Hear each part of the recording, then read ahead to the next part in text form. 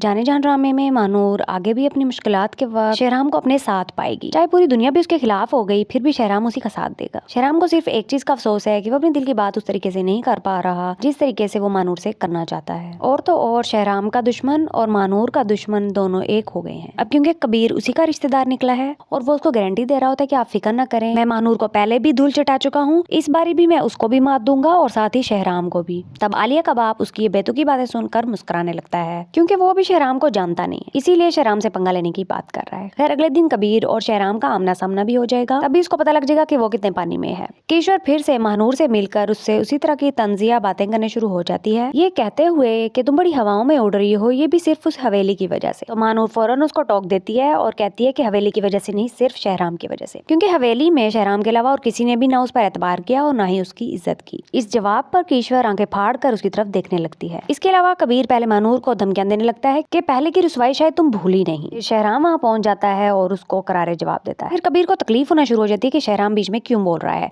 वो ये कहता है कि तुम्हारी हमसे क्या दुश्मनी है, तुम क्यों बीच में बोल रहे हो।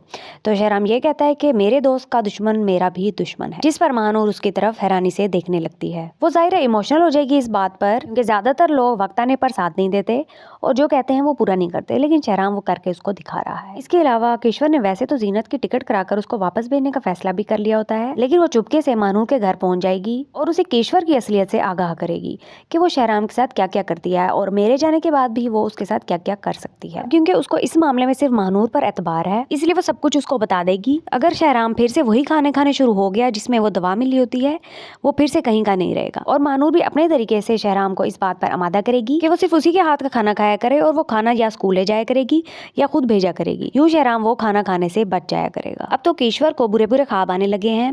पहले वो महानूर की वजह से चैन में ना रह पाती थी, अब उसको बुरे ख्वाब भी सुकून नहीं लेने देंगे, क्योंकि उसने जिस तरीके से अपने शौहर से जान छुड़ाई वो ख्वाबों में उसको याद दिलाता रहेगा।